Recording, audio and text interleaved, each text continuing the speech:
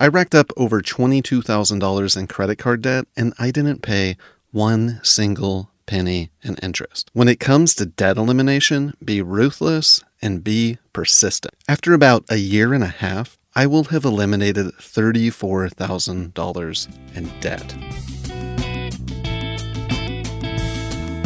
Welcome to the Enriched Nurse with your host, Dan Richmond. Enrich your personal finances, nursing career, and life. In today's episode, we will talk about eliminating and crushing debt. Your debts might be hindering your feeling of financial freedom. You know, eliminating debt is probably one of the most freeing financial decisions you can make. It's not always the best decision, but if you have very little or no debt, you are going to feel financial freedom. It is going to be very hard to not have financial freedom when you have absolutely no debt. So today, I really want to talk about the joy of eliminating debt, how to get rid of it, strategies for getting rid of debt, but also how you can strategically use debt so you don't have to be as stressed out about it, and so you can have the best of both worlds. You might be surprised to hear that over 2025, I racked up over $22,000 in credit card debt, but I didn't pay one single penny in interest. I don't really fuss or stress about debt. I tend to be strategic, so I'll explain why I racked up over $22,000 in credit card debt and also how I didn't pay any interest. But I really want to be clear, the benefit of being strategic with debt, you don't have to stress or worry about it nearly as much. But I didn't just rack up $22,000 in credit card debt. I also racked up another $12,000 in personal loans. And I am about a month to 2 months away from eliminating $34,000 in debt. And it took a little over a year. It took about a year and a half. And most of it is already eliminated. First, let's go back a little bit. So years ago, I had paid off all of my debt with the exception of a mortgage. When I graduated nursing school, a few years after my wife graduated nursing school, we strategically paid off most of our student loans, and we got very good at paying off debt. We eliminated credit card debt that we had racked up. I got pretty good at shuffling debt around, and eventually we paid off most of our debt. We paid off some real estate debts we had. We eliminated most of our student loans, and we traveled around for quite a while, and then we saved up 20% and bought our first actual home and put 20% down, and then that's when we took on a mortgage. And initially I took a shorter mortgage out. I was going to be paying it off at a 15-year rate. So the monthly payment was quite a bit higher. The interest rate was low. We bought at a really good time. This was back in 2012, 2013. And I was thinking I wanted to pay it off a mortgage early. I wanted to pay as little interest on the mortgage as possible, which is why I took out the 15-year mortgage to begin with. But what I've learned since then is I really don't want to pay off my mortgage early. One, because I feel totally fine having a mortgage, especially since it only takes up about 10% of my income. So years ago, I had all of my debts paid off with the exception of a mortgage. So why the heck in 2025 would I rack up a bunch more debt? Well, it's very simple, really. My wife and I were both going to be on an open-ended strike, and I wanted to seriously increase my cash reserves. I already had pretty good cash reserves, but with interest rates much higher and the ability to get around 4% return on cash savings, and then also having a credit score that is extremely high, and it's very easy for me to take on credit at 0%, I was able to shift a bunch of my expenses to credit cards, and also I was able to get access to $12,000 in strike loans, which would not cost me any interest. Their interest is going to be fully refunded once those are paid off. And that's because they're sponsored by our union. So this means I was literally able to take on $34,000 in debt. I was able to boost my cash reserves and my savings. I was able to earn interest on my savings while not paying a single penny in interest or fees either, because fees, can often make debt even more costly than it is. And I'm not suggesting you go out and rack up a ton of credit card debt. Most people currently are racking up a bunch of credit card debt, and it's not strategic at all. It's because their wages suck.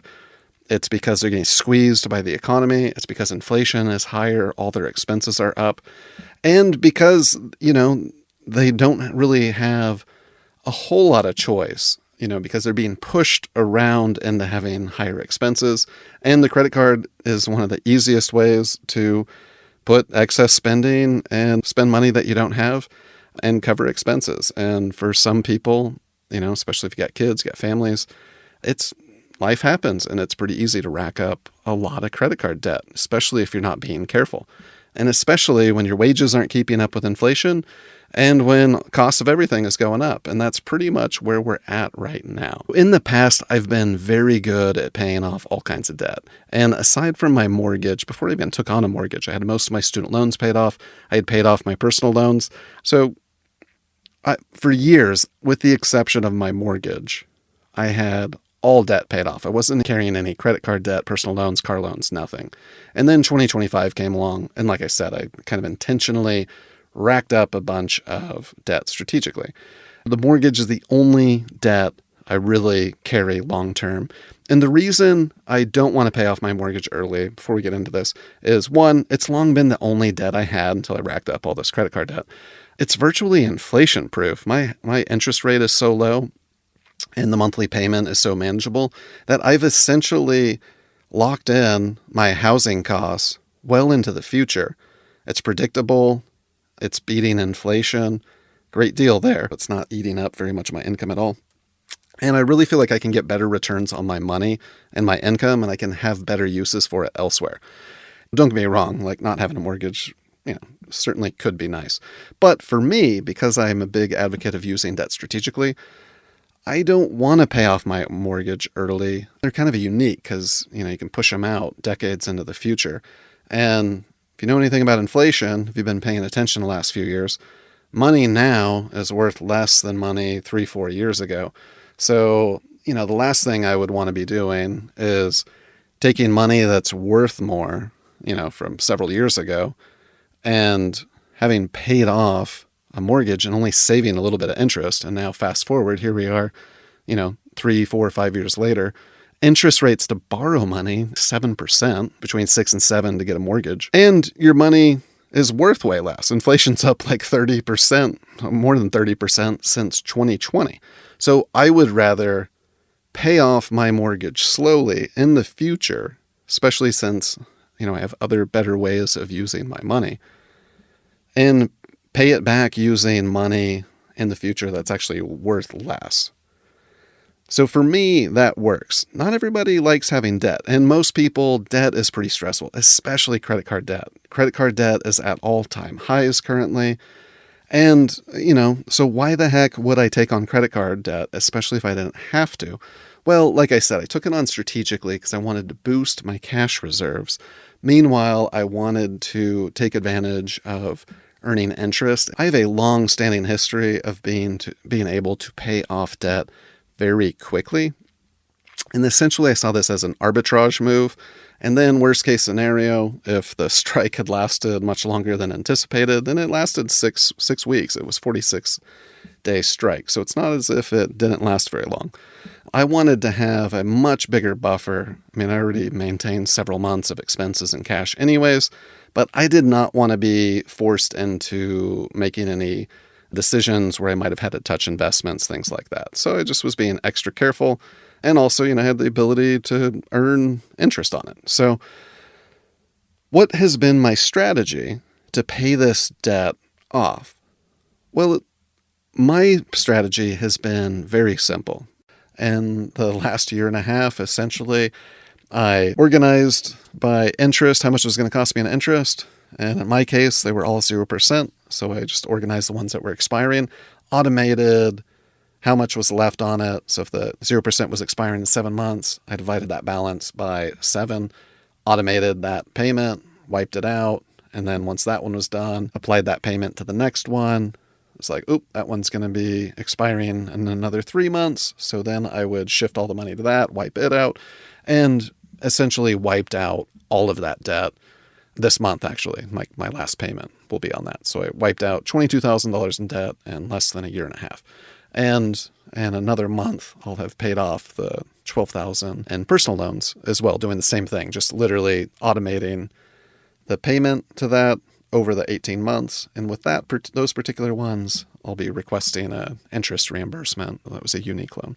2 typical strategies, which you might have heard of, is the debt snowball method and the debt avalanche method. And both of these are good strategies. They're kind of 2 main basic strategies. If you have a lot of different types of debt, especially, and you're not really sure where to begin with it, you choose one of these approaches and you strategically start reducing the debt. And basically, debt snowball is I'm going to organize all my debts by the balance. And then I'm going to attack the smallest balance first. And then as I free up a payment, pay off that small balance, I take that payment that I had to make for that, plus the extra money I was throwing at it, and I throw it at the next biggest balance. And then I keep bouncing the money around and snowballing the payment to the next biggest balance. And eventually I have them all paid off. And with each time you pay off a small balance, you feel a psychological win, and it can help you keep the motivation to keep going. My personal preference is to go after interest rates. This is known as the debt avalanche. This is how I paid off tens of thousands of dollars, if not, even more than that. I mean, I've eliminated 150, 200 grand worth of debt, but we're talking tens of thousands of dollars between student loans, personal loans, real estate loans, back before I even bought my current house. And I used debt avalanche for that. And I organized by interest rate, because when you pay off your highest interest rate first, which is what you want to do with debt avalanche, you're going to save the most amount of money.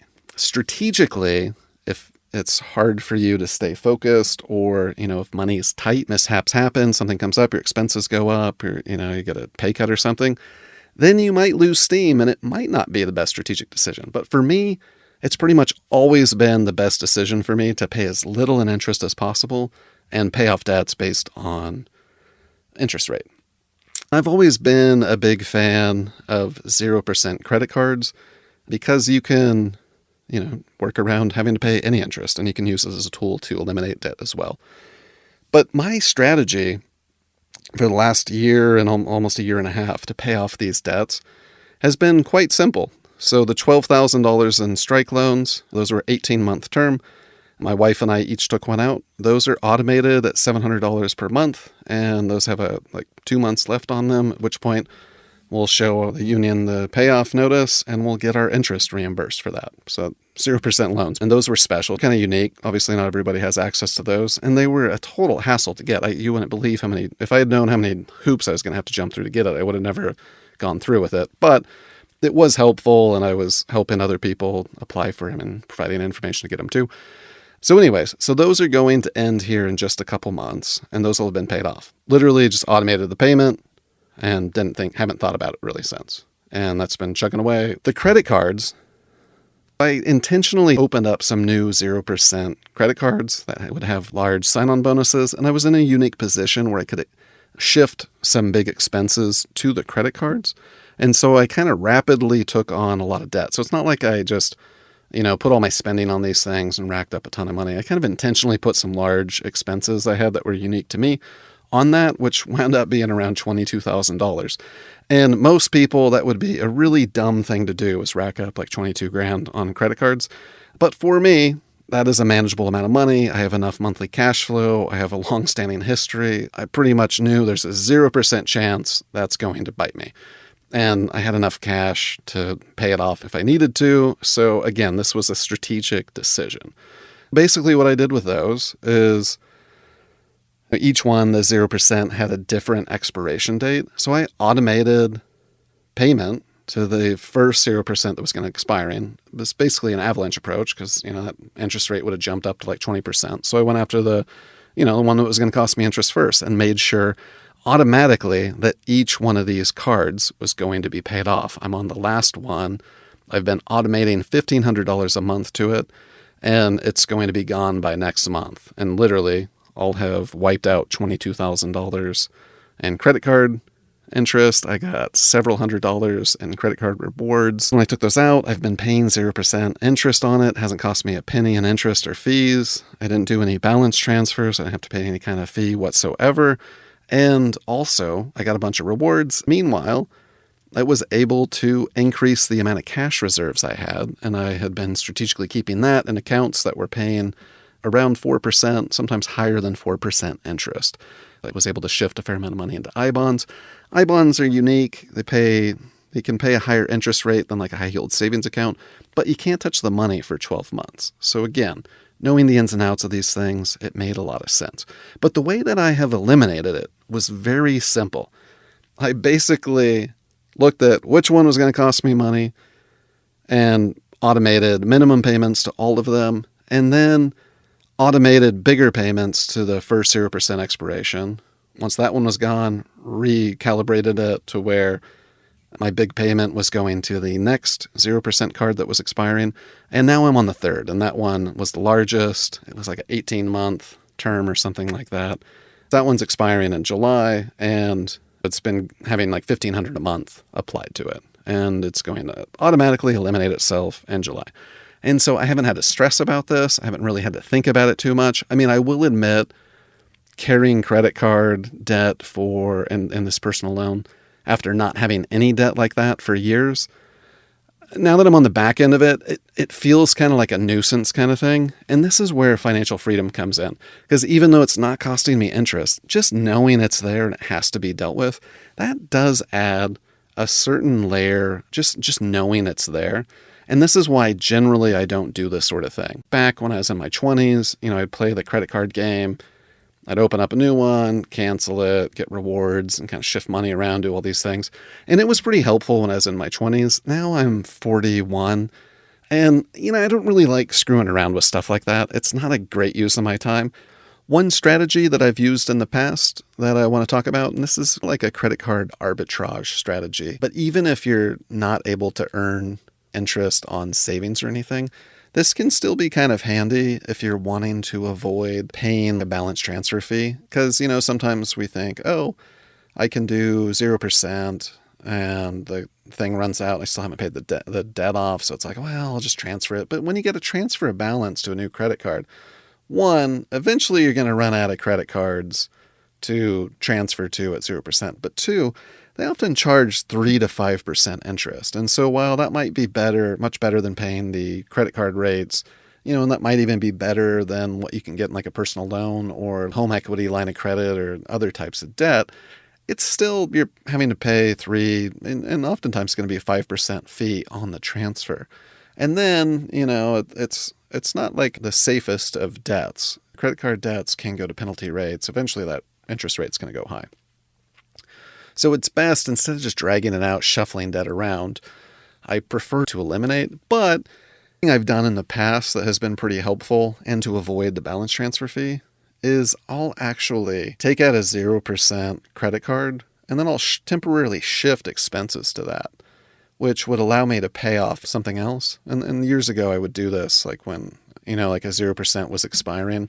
I would take out a new one. I would shift my expenses like the month and a half, 2 months before, or if I had a major expense coming up, and I would put them on a new 0% card. And then I would take the money I would have spent on those things and then just paid off the one that was expiring. And so this would allow me to essentially extend or double or sometimes triple the length of time that I was getting 0% interest without having to pay a balance transfer fee or pay any interest as well. And when you combine that with a sound strategy and also a savings buffer that's earning interest, it can be quite effective and it can make your money go quite a bit further. I probably never would have done this if the strike hadn't happened. I mean, basically the strike was, my wife and I were both going to be out of work. So like I said, I wanted to have a lot of cash reserves for that unknown. We've got 2 little kids. I didn't want to screw around with that. And I was kind of in a unique position to do so. But just knowing that you have debt that has to be dealt with, and this is true of a mortgage too. Some people, it just drives them nuts. That's the thing. Not having any debt is really great feeling. And like I said, here next month, the credit card debt's going to be completely wiped out. And then the only debt I'm going to have aside from my mortgage is going to be these other 2 strike loans that end shortly after that. And then I'm going to have a ton of money in cash flow again that I'm not having tied up paying off this debt. And that is going to feel great because it's going to give me options, because it's going to let me either invest a lot more money or save up for something. And I am saving up for something. I want to save up for another down payment. So, with the interest rate so high, I'm going to need a lot of money before I take on another mortgage. So that's pretty helpful. But I think sometimes people underestimate just how wearing debt can feel. Just knowing you have this kind of like ball and chain attached to you.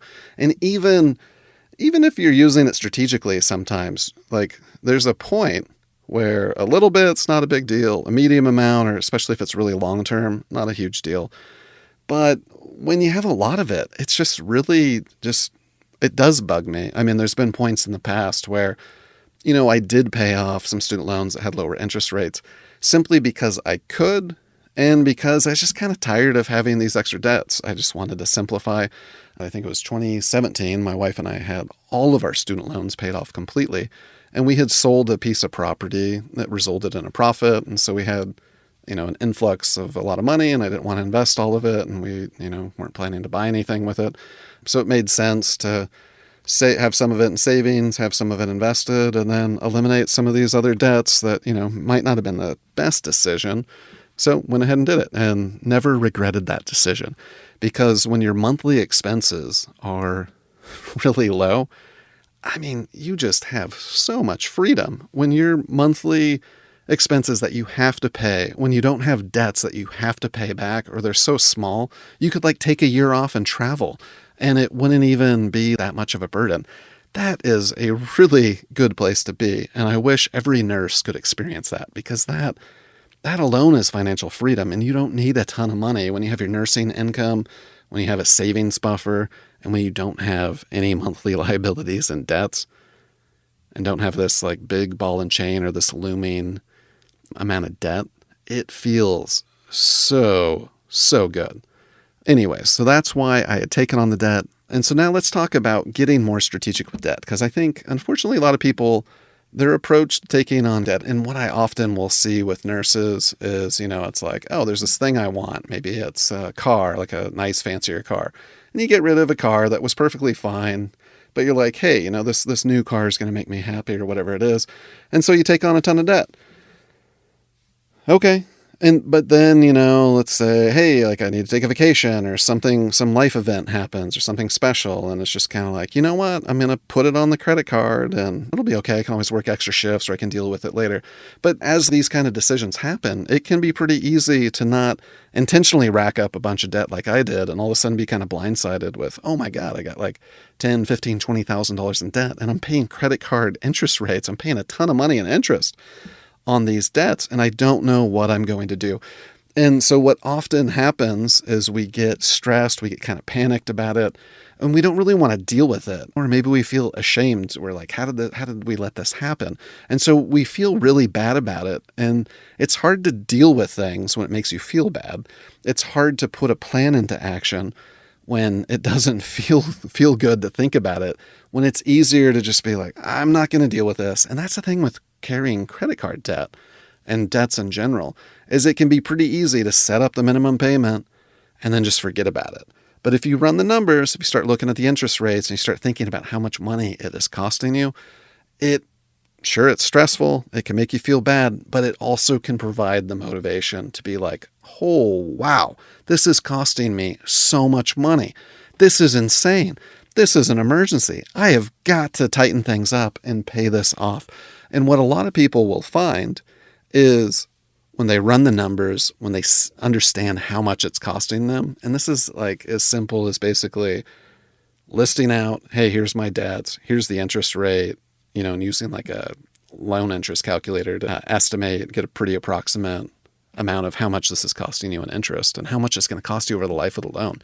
And, with the online tools, you can find this information pretty quickly and easily. Even on your credit card statement, it'll show you just how much interest you're having to pay each month. And that can be really eye-opening. But what people tend to do is they'll either not want to deal with it because they feel like they can't, or they'll think, oh, I'll be making more money in the future and, I'll be able to deal with it then. Of course, then you get blindsided by way higher gas prices, way higher costs, way higher food costs, insurance costs going up, layoffs, things like that happen. And it's like, wow, didn't see that coming. So that can, be a huge issue. But another way that people tend to pay back debt, and this is a really bad way to do it because you're not really using much of a strategy. You're not minimizing the amount of interest. You're not maximizing how much you're paying off. They call it balance matching, is where you're like, well, I've got an extra $500 a month that I can put towards paying off debt.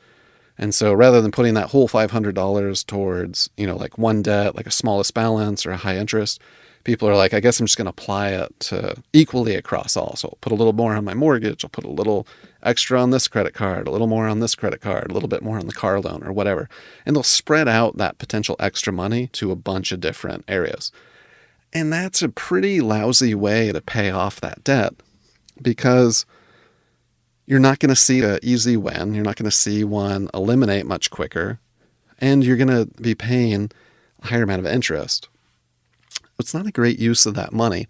The other thing that people will sometimes do is we'll be holding on to more money in like cash than we actually need. And it's really easy to hold money in cash and not earn any interest on it whatsoever. I'm not saying you have to invest it, but using a high yield savings account for years, I've been earning more than 3%.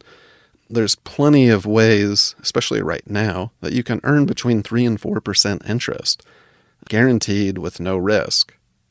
And that can, depending on how much cash you're sitting on, that can be worth some money. But even if you are earning a little bit of interest, if I'm earning 3% interest on my money, but I'm paying 20% in credit card debt, I shouldn't be sitting on a penny more of savings than I absolutely need to pay off that debt. So balance matching, simply ignoring it, paying the minimum payments, these are pretty lousy ways to eliminate debt. They're not going to necessarily help you feel better. Sure, you might know you're getting paid automatically. That certainly is better than, having late payments and having things sent to collections. But a much better way is to be strategic. And so the way that I tend to be strategic is, why am I going to take on debt in the first place? So when I racked up all this extra debt, I had a good reason for it. I was going to be on an open-ended strike and I didn't know what was going to happen. And I had the ability to take on a bunch of 0% debt that I knew I'd be able to pay off while earning interest on my savings and building up my cash reserves. So that made a lot of sense for me. If I just was like, oh man, I'm going to lose my income, I probably should start putting all my expenses on it, not thinking about it, not strategically getting a 0% card. Or if my approach had been, oh, I'm going to be going on strike, I don't want to have to restrict myself, so I'm just going to keep spending money like I always do, even though my income's going to be gone. That wouldn't be very strategic either, right? So knowing why you were taking on debt is pretty helpful. And one of the worst reasons, I think, to take on credit card debt is thinking like, oh, I have no other choice. Like, yeah, the economy sucks or expenses are going up, so I can't do it. I would be shocked to find anyone who actually spends some time reviewing their finances and can't find any money to eliminate in the form of waste. So I think as nurses, we get really busy and it's really easy for a lot of money to just go right out the door. And it's sure, some of it is definitely because things are getting more expensive and our wages aren't keeping up, things like that, or, one-off events or a lack of luck. That can certainly be a factor. But that busyness, that striving for convenience, those things cause us to waste a fair amount of money too. Being tired, being exhausted, being distracted, not wanting to deal with it. That can also prevent us from paying attention to how much money we're spending. Because, I see a lot of nurses using like DoorDash, grocery delivery services, which I get it. It's like, hey, I'm tired after my long shifts, or, oh, I'll just work an extra shift, or, I'm going to reward myself kind of thing. And, it just seems like a really lame cycle, working a lot, overpaying for food delivery services, things like that, or eating out a ton, wasting a ton of food because it's just like, oh, I'm too tired to cook. It's such a lame way, I think, to live. I love food. Like when I eat out, I want it to be a good experience, a quality experience. I like cooking. I hate food waste. I hate rushing to go out to dinner and paying a bunch of money for a so-so meal just for the convenience factor. And I think a lot of nurses would feel a lot better if they weren't increasing debt and spending money just because our lifestyle and the nature of our work is tiring and it can be difficult. So know why you're taking on debt in the first place. And then also make sure you're making decisions as a nurse that is keeping your income up as well. Another super lame reason to be taking on debt and a really disastrous cycle is to have the cost of everything going up, and meanwhile your wages are staying the same or going down. I've seen some surveys where nurses are saying their pay has actually gone down. One advantage we have is tend to be unionized, tend to have access to lots of different jobs, and the market is generally in demand for nurses, especially experienced nurses. So negotiating higher wages to make sure your wages are keeping up, switching jobs, or using education and ways to get paid for more advanced skills or knowledge, or taking on more responsibility to get a pay raise and a role. There's lots of ways for nurses to make a lot more money. And that can also prevent you from having to take on debt. All right, so eliminating and crushing debt really doesn't have to be that complicated. Being strategic with debt at a minimum means, here's why I'm going to take this off. Am I taking this debt on so I can get a college degree or something, or get an advanced skill that's going to give me a pay raise? That's a good strategic reason.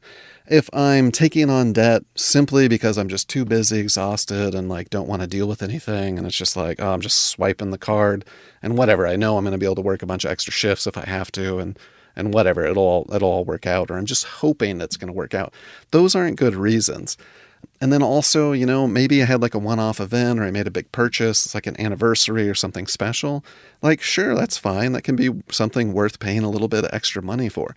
But even if you have a strategic or a sound reason for taking on the debt, you also need to have a strategic or sound plan to pay it off. So we talked about the two kind of classic and basic strategies of debt payoff. The snowball. The other strategy is to organize your debts by interest rate and apply all of your money to the highest and most costly interest rate. And then as you pay off a debt at a high interest rate, you go to the next highest interest rate. That's going to save you the most amount in interest, but it might take a little longer to pay off debts, especially if some balances are really big and some are really small. That cannot be as psychologically rewarding as eliminating some smaller balances. Sometimes a combination of these two strategies makes sense, especially if you have a lot of different types of debts, or you have a bunch of smaller balances and you just kind of want to clean things up and simplify. With any kind of debt, make sure all of your payments are automated. Make sure you're maintaining a buffer in your savings so that the payments will go through and you're not going to have any kind of late fees or face penalty rates. That can save you a ton of money on debt as well, not having any late fees or penalty rates. And then also make sure you're not saving too much money and not earning any interest on it while paying interest. You want to think about, where's your money getting the best return? We talked about mortgages. I am in the not going to pay my mortgage off early camp because I like that I've stabilized and locked in my housing costs well into the future. And also I'm paying it off in the future with inflated dollars. I personally have a lot of monthly cash flow. I have a lot of buffer within my income. I invest heavily, and I almost always am earning much higher returns on my money than the return I would get from paying off my mortgage early. Also, I don't feel any kind of psychological need or boost. Having no debt feels great. It can give you so much more. Even if you have a mortgage but you don't have any other debts, it can give you so much more freedom and feel really, really good. It's a good place to be. Every nurse should be able to feel that. I think it empowers you in the workplace as well. You're not as dependent on your job. You can quit a job, seek employment elsewhere. It can give you so many options. You can take a break. You can go into a job that doesn't pay quite as much, but might be much more flexible or less stressful. One of your fastest paths to feeling financial freedom is going to be to eliminate debt, not have all those monthly payments, not stressing about how much it's costing you or knowing you have to pay it off in the future. All right. So those are some ways that nurses can crush debt. We talked about why I took on $22,000 in credit card debt and another $12,000 and how I paid them off. If you have a bunch of different types of debts, you're wanting to discover financial freedom and have a lot more flexibility, boost your cash flow and save a ton of money, and get rid of the headache of just having debt, consider using the debt snowball or the debt avalanche methods. We talked about what not to do, which is simply just having a bunch of minimum payments and feeling the stress and worry about it, but not actually dealing with it. We also talked about balance matching, which you don't want to do, which is having some extra money and applying it evenly. That's generally going to be a mistake. And then we talked about having a good reason for taking on debt in the first place, avoiding the trap of simply spending more because we're tired or we're too busy or for convenience. Paying attention to your spending, running the numbers, actually looking at these things and dealing with it can really help give you the motivation. Understanding how much it costs you can really help you eliminate debt. And I will tell you, it feels so good knowing that you don't have a bunch of extra debt payments and you don't have a bunch of looming debt. And it doesn't have to be hard. It can be as simple as creating a simple plan and then automating it, putting it into action and being strategic with it. So there you go. I hope you go forth and crush debt. The Enriched Nurse is an accredited, ANCC-accredited, approved provider of nursing continuing education. We have a ton of financial literacy courses, including debt elimination courses with contact hours. You can actually get paid to get smart with your money. You can get paid to get your finances in order by using your employer's continuing education funds and hours. So the cost of the courses are reimbursed and you can get paid by the hour to take them. At my hospital, I get up to $850 a year to pay for continuing education in 16 hours. And I make almost $90 an hour and I can get paid that much to take continuing education. I bet you have something similar. You can get paid at your usual nursing wage to take financial literacy and wellness education. As always, thank you so much for listening. If you would leave us a review, we would greatly appreciate it, and tell your fellow nurses about the show. And go forth, form your strategy, and crush debt, nurses. It is such a better way to work in the profession when you have less stress, when you are feeling better about your finances. It impacts everything, and I think it just makes it easier to be a nurse in general.